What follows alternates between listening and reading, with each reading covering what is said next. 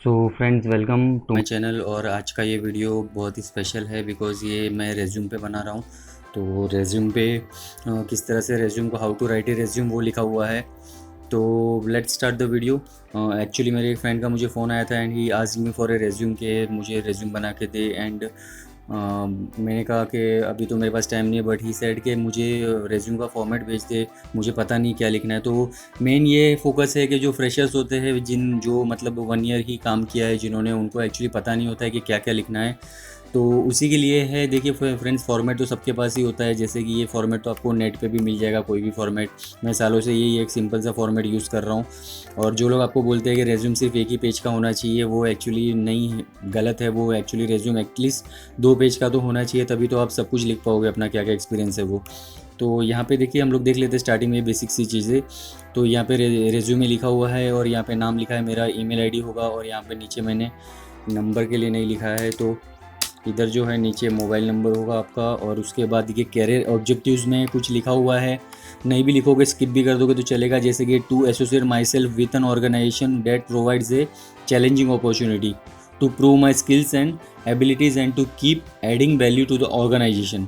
तो while concurrently upgrading my skills and knowledge. तो इसमें यही लिखा हुआ है कि मैं चैलेंजिंग अपॉर्चुनिटीज़ में काम कर सकता हूँ और I can prove my skills and abilities, यही सब लिखा हुआ है। ऑर्गेनाइजेशन में मैं एक वैल्यू ऐड करूँगा अपना काम करके।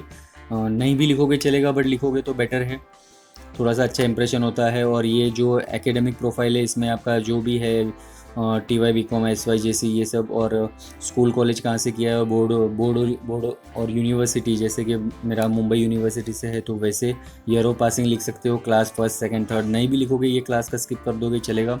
एक फॉर्मेट है, फ्रेशर के लिए सब लिखना है, 10th 12th और TY BCom, या अगर M Com भी किया है तो। ये कंप्यूटर प्रोफिशिएंसी में देखिए ऑपरेटिंग सिस्टम्स है। यहाँ पे विंडोज़ 90X, ये जिसने मुझे बना के दिया था, मैंने वैसे ही रखा हुआ है सालों से। मैंने इसमें कुछ चेंजेस नहीं किया, मैं खाली अपना एक्सपीरियंस और स्किल्स एक्वायर्ड जो है वो अब अपग्रेड करते रहता हूँ। जैसे कि इन्होंने इसमें इंटरनेट लिखा था, उस वक्त इंटरनेट ज़्यादा कोई यूज़ नहीं करता था। तो आजकल तो सबको पता ही है इंटरनेट क्या है, तो ये मेंशन करने का ज़रूरत नहीं है। बट ये टैली ERP9 टैली प्राइम ये सब मेंशन कर देना। MS word, MS excel, address, यहाँ पे date of birth, marital status, और ये लैंग्वेजेस जो भी आपको आती है। अभी मेन यहाँ से स्टार्ट होता है कि एक्सपीरियंस। अभी ये देखिए, जैसे मैं पढ़ते पढ़ते मैंने कुछ टाइम टेलीकॉलिंग की थी, या फिर मैंने ग्रेजुएशन कंप्लीट होने के बाद भी कुछ टाइम पे सेल्स एग्जीक्यूटिव का 1-2 साल काम किया था, तो वो मैंने डाल दिया। ये इसलिए डालना होता है कि लोग कभी कभी इंटरव्यू में कैलकुलेशन करने बैठ जाते हैं कि आपका TY BCom कब पास हुआ और उसके बाद में आपने 2-3 साल क्या किया। तो उसके लिए अगर आपने कुछ किया है तो वो डाल दो, भले ही वो अलग फील्ड से हो। उसके बाद यहाँ से देखिए, ये मेन है, यहाँ से work under CA firm for 3 years, ये मैंने डाला हुआ है। फिर work as a cashier for 1 year in dash company, ये मैंने डाला हुआ है। जैसे कि मैं एक जगह कैशियर का काम करता था। और जितने भी आपके वर्क एक्सपीरियंस है डाल दो। Work as an admin cum account assistant in this and this company for 2 years. यहाँ पे असिस्टेंट नहीं बोल सकते, यहाँ पे मैंने अकाउंटेंट का काम किया था। तो आप ये एज्यूम कर सकते हो कि work as an admin cum accountant, because वहाँ पे एक ही पर्सन था मैं। या तो असिस्टेंट भी बोल सकते हो, बिकॉज़ मैं CA के यहाँ पे कुछ चीज़ें करके भेजता था। तो ये यहाँ पे जो भी आपका एक्सपीरियंस है वो डाल सकते हो। अभी ये currently working at dash as a senior accountant from April 2018 till now. तो अभी मैं एज ए सीनियर अकाउंटेंट एक कंपनी में काम कर रहा हूँ फ्रॉम अप्रैल 2018 टिल नाउ। तो ये आपका जो करंट एक्सपीरियंस है वो यहाँ पे डालिए। ये मेन होता है, वो ये देखते हैं और ये आपसे पूछते हैं कि आप कब तक जॉब छोड़ सकते हो अगर आप हमारी कंपनी ज्वाइन करोगे तो ये हो गया एक्सपीरियंस तो आपको पता ही है कैसे डालना है। मेन ये है, मैंने इसके लिए ये बनाया है क्योंकि यही वाले पॉइंट्स है जो लोगों को नहीं पता है। जो लोग मतलब कंफ्यूज होते हैं, जो फ्रेशर्स है कि ये कैसे डाले। जैसे ये स्किल्स एक्वायर्ड, यहाँ पे मैंने एट डैश XYZ कंपनी लिखा है। तो यहाँ पे ये वाला मैंने लिखा है, ये वाली जो 2 साल वाली कंपनी का है। और ये जो सीनियर अकाउंटेंट वाला है वो यहाँ मैंने नीचे लिखा हुआ है। आप ये ऊपर नीचे कर सकते हो, आपको जैसा करना है। यहाँ पे मैं ये यहाँ जो कंपनी का नाम डालूंगा वही यहाँ पे भी डालता हूँ मैं, जब अगर मैं किसी को भेजूँगा। तो फिलहाल तो मैं किसी को भेज नहीं रहा हूँ, खाली मैं अपडेट करते रहता हूँ यहाँ पे जो भी मेरा एक्सपीरियंस बढ़ता है वो। तो यहाँ पे देखिए, organised and able to deal with multiple workload at the same time. तो ये ज़रूर लिखना है, बिकॉज आपको आपका जो इंटरव्यूअर है उसको पता चले कि ये क्या क्या काम कर सकता है। और देखो, मल्टीपल ये वर्कलोड तो आने ही वाला है। आप जाओ तो 2-3 महीने के बाद वो लोग कुछ ना कुछ इंक्रीज़ करते ही रहेंगे आपकी जॉब प्रोफाइल में। तो ये डाल दो, बिकॉज़ ये इससे पता चलेगा कि पर्सन इज़ हार्ड वर्किंग। तो ये ज़रूर डालना। Knowledge of electronic banking system, भी यहाँ से तो हॉनेस्टी स्टार्ट होती है कि आपको जो जो आता है वो डालो। जैसे कि ये मैंने डाला हुआ है knowledge of electronic banking system. अभी इलेक्ट्रॉनिक बैंकिंग सिस्टम और ये वाले को मर्ज कर सकते हो आप, क्योंकि ये सेम ही है। तो आप NEFT RTGS लिख सकते हो, जैसे making cheque and online payment to vendors through NEFT, ये लिखा है ये, और ये सेम ही है। Performing invoice processing and sending payment reminders. अभी ये सेंडिंग पेमेंट रिमाइंडर मतलब ये जो भी आउटस्टैंडिंग रिसीवेबल के काम होते हैं वो आ गया। बड़ी बड़ी कंपनी तो इसके लिए अलग से एक पर्सन असाइन करती है। तो हम अगर मीडियम रेंज कंपनी में काम कर रहे हैं, मल्टीनेशनल में नहीं कर रहे हैं, तो हमारा ही काम होता है कि हम बहुत सारी चीज़ें करें। जैसे कि यहाँ पे taking continuous follow-ups for outstanding payment with our customers. तो ये और ये सेम ही है, जैसे यहाँ पे ये सेंडिंग पेमेंट रिमाइंडर लिखा है और ये है, तो अलग अलग लैंग्वेज में लिखा है, बट काम है वही, taking continuous follow-ups for outstanding payment with our customers, और पेमेंट रिमाइंडर भेजना, और ये एक ही है, बट लिखा है यहाँ पे बिकॉज ये काम है, काम कर रहे हैं already. Answering phone calls, emails and resolving customer queries. Customer की बहुत बार क्वेरीज होती है, बहुत बार वो अपने को ये भी पूछते हैं कि मेरा GST में ये हुआ है या नहीं, मुझे क्रेडिट नहीं दिख रहा है पोर्टल पे, और भी बहुत सारी चीज़ें होती है। PDF वगैरह मांगते रहते हैं, बहुत सारी चीज़ें। अगर आप असिस्ट कर रहे हो तो लिखो, आप मेहनत कर रहे हो, आप अपने वर्किंग आवर्स में उनको भी टाइम दे रहे हो, तो वो आप डालो अपने रिज्यूम में, हर एक चीज़ डालो। मेंटेनिंग पेटी cash transaction on A daily basis, ये भी डालिए अगर कर रहे हो तो। मेंटेनिंग इन्वेंट्री, मैं यहाँ पे स्टॉक भी देखता था तो मैंने वो भी डाला हुआ है। यहाँ पे प्रोफोमा इनवॉइस देखिए, generating proforma invoice for advance payment.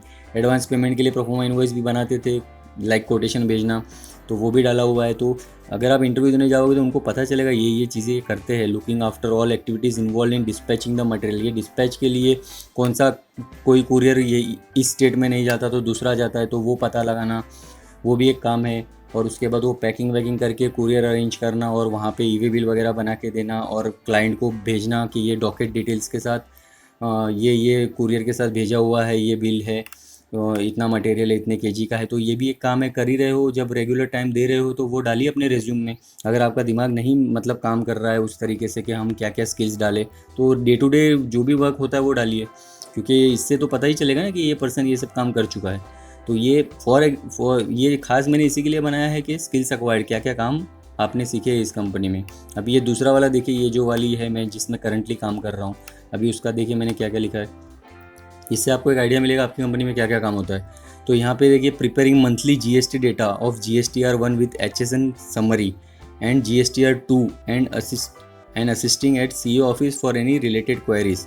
अभी इसके रिगार्डिंग जो भी क्वेरीज होती है CA की, वो मैं उनको बराबर असिस्ट करता हूँ, मैं पहले डेटा बना के भेज देता हूँ उनको। तो GSTR1 हो गया, GSTR2 हो गया, GST विथ HSN समरी, तो ये काम मैं कर रहा हूँ, तो यहाँ पे मैं डाल रहा हूँ। फिर preparing monthly TDS calculation reports, ये भी एक काम होता है कंपनी में, जैसे GST का होता है, TDS का होता है, ये जो नीचे लिखा है मंथली स्टॉक स्टेटमेंट, ये होता है। ये तो इन काम तो रेगुलर हर कंपनी में होती ही है। कोई कोई कंपनी तो MIS रिपोर्ट भी मांगती है हर 15 दिन में, तो अगर आप वो देते हो तो वो भी डालिए अपने रिज्यूम में। यहाँ पे देखिए, preparing monthly TDS calculation and sending at CEO office, ये 7 तारीख से पहले देना होता है, तो वो मैंने मेंशन किया है। टेकिंग इंपोर्ट कोटेशन, मेरी कंपनी में इंपोर्ट ज़्यादा होता है, and doing all import related entries in tally, तो इंपोर्ट के कोटेशन भी मैं लेता हूँ CHA वालों के यहाँ से, और उसकी जो एंट्रीज होती है वो भी मैं टैली में करता हूँ। Involvement in overall import related documentation work, अभी इंपोर्ट में जो भी डॉक्यूमेंटेशन होता है, जैसे इनवॉइस होता है, पैकिंग लिस्ट होता है, और चेक लिस्ट आता है, बिल ऑफ एंट्री आती है, और इनको जो भी चाहिए होता है हमारे जो भी डॉक्यूमेंट्स है, जैसे इंपोर्ट एक्सपोर्ट सर्टिफिकेट या GST सर्टिफिकेट, जो भी है, मतलब गाड़ी अरेंज करने से लेके सब कुछ, तो वो पूरा करता हूँ। तो यहाँ पे पूरा डाला है, जो करते हो वो पूरा डालो, मतलब ऐसा भी नहीं कि फेक डालना है। तो यहाँ पे देखिए, making stock adjustment in tally, ये स्टॉक की एडजस्टमेंट कभी कभी आपको पता है स्टॉक जर्नल्स की करनी पड़ती है, तो वो भी डालिए, वो भी होता ही है आपका करने का, वो आपका काम है, तो वो इन्वॉल्व है आपके जॉब प्रोफाइल में, तो ये भी डालिए। अगर ये मैं आपको एक एग्जांपल्स बता रहा हूँ कि आप क्या क्या डाल सकते हो। जैसे generating sales invoice in monthly cash sale related adjustment, को बहुत सारी कंपनी में कैश का सेल होता है, उसकी एडजस्टमेंट होती है। फिर ये सेल्स इनवॉइस, फिर यहाँ नीचे purchase entries, debit note, credit note, journal entries and bank entries, ये एक एक चीज़ में डाल दीजिए, ये अलग अलग डालने का जरूरत नहीं, एक ही लाइन में डाल दीजिए। फिर clearing time to time negative stocks from Tally, ये भी हम करते हैं, बहुत बार नेगेटिव स्टॉक्स आता है तो हम उसको क्लियर करते हैं। Maintaining challans and purchase order, अभी प्रोफोमा इनवॉइस, चलान, परचेस ऑर्डर, ये तो सब करते ही है, चेक सब बनाती है, तो उसके लिए आप एक एक बुलेट पॉइंट्स डाल के डाल सकते हो। फिर ये providing timely proper documents like tax invoice, delivery challan, e-way bill and warranty certificates to our bigger projects clients. अभी हमारे कंपनी में बहुत सारे बड़े बड़े प्रोजेक्ट्स चलते हैं, तो उनको बहुत सारी चीज़ें चाहिए होती है, जैसे MIS चाहिए होता है, मटेरियल इंस्पेक्शन रिपोर्ट। तो वो हम बहुत सारी चीज़ें उनको एक अच्छा सेट बना के देते हैं, तो तभी हमारा पैसा आता है। तो हमको एक रूल फॉलो करना पड़ता है बड़े बड़े क्लाइंट्स के लिए। तो ये सब हमने लिखा है। हॉबीज़ नहीं लिखोगे चलेगा, और इसमें आपका जो भी हॉबी से डाल सकते हो, नहीं भी डालोगे तो स्किप कर सकते हो। यहाँ पे एक डिक्लेरेशन दे देना है, I have by declare that the above mentioned information is true up to the best of my knowledge. तो ऐसे डाल सकते हो। यहाँ पे प्लेस डाल के अपना नाम करके जिस दिन भी इंटरव्यू देने जाओगे साइन कर सकते हो, डेट डाल सकते हो। तो मेन तो ये इसी के लिए बनाया है कि मेरे ही खुद के बहुत सारे फ्रेंड्स हैं जो मतलब ठीक है काम कर रहे हैं, बहुत सारा काम कर रहे हैं, ज़्यादा ही काम कर रहे हैं, but at the time of making the resume वो लोग नहीं बनाते हैं। आप अपना रेज्यूम बना के रखिए और इसमें डालते जाइए आप जो भी कंपनी में काम कर रहे हो। अगर आपका जो भी एक्सपीरियंस बढ़ रहा है डे बाय डे, यहाँ पे बुलेट पॉइंट्स में एक इंक्रीज़ करते जाइए। और 2 पेज का बनता है, कोई इशू नहीं है, 2 पेज का तो एटलीस्ट होना ही चाहिए। मैंने 4-4 पेज के भी रेज्यूम देखे हैं जो 50-50 साल के होते हैं। जो भी एम्प्लॉयज़ जब वो 50 साल की उम्र आते आते 55 के आते आते तो उन्होंने बहुत सारी कंपनीज चेंज कर ली होती है, तो उनके रेज्यूम 4-4 5-5 पेज के होते हैं। तो एटलीस्ट आपका अगर आप फ्रेशर हो तो यहाँ पे फ्रेशर डाल सकते हो। एक्सपीरियंस में फ्रेशर डाल दो। और अगर आपने कुछ क्लासेस वगैरह लिए हैं स्कूल के टाइम, मैथ्स के या अकाउंट्स के, अगर आपने छोटे मोटे क्लासेस लिए हैं तो वो भी डाल सकते हो। कोई प्रोजेक्ट किया है तो वो भी डाल सकते हो, या तो फ्रेशर में नील रख सकते हो। बहुत सारी कंपनीज ऐसी होती है कि उनको ऐसे वो लोग ट्रेनिंग देती है, मतलब आप इंटरव्यू में सिलेक्ट हो जाते हो तो वो लोग ट्रेन करते हैं। ऐसा नहीं है कि उनको एक्सपीरियंस ही चाहिए, वो लोग पहले से ही लिखते हैं कि फ्रेशर रिक्वायर्ड। तो फ्रेशर हो तो भी चलेगा, कोई इशू नहीं है। एक्सपीरियंस तो धीरे धीरे बढ़ ही जाएगा। 6 महीने 1 साल में अगर कंपनी चेंज भी करते हो तो एक्सपीरियंस तो बढ़ना ही है। तो एक्सपीरियंस जब बढ़ जाता है, 1 साल काम कर लेते हो, तो ये देखिए उसी के लिए मैंने की पॉइंट्स डाले हुए हैं कि आप ऐसे ऐसे करके बना सकते हो। मेन तो मेरा मकसद यही है कि ये स्किल्स एक्वायर्ड का आपको दिखाना कि आप ये एक ऐड कर सकते हो अपने रेज्यूमे में। बाकी सब तो बेसिक फॉर्मेट है, इंटरनेट पे भी मिल जाएगा, कोई इशू नहीं है। तो क्या क्या काम है आप डाल सकते हो वो मैंने यहाँ पे मेंशन किया है। और कुछ भी फेक नहीं डालना है, जो आता है वही डालना है, जो काम किया है वही डालना है। तो अदरवाइज़ आज नहीं तो कल वो झूठ सामने आ जाता है अगर हम थोड़ा सा भी फेक डालते हैं तो मैं जैसे जैसे आप इस लाइन में एक्सपीरियंस करोगे, आपका जैसे जैसे एक्सपीरियंस बढ़ेगा, आपका काम बढ़ेगा, रोज़ आपको कुछ नया सीखने मिलेगा। तो बैक ऑफिस हो या अकाउंटेंसी हो, इसमें ये सब चीज़ें काम में आती है, ये सब चीज़ें होती है।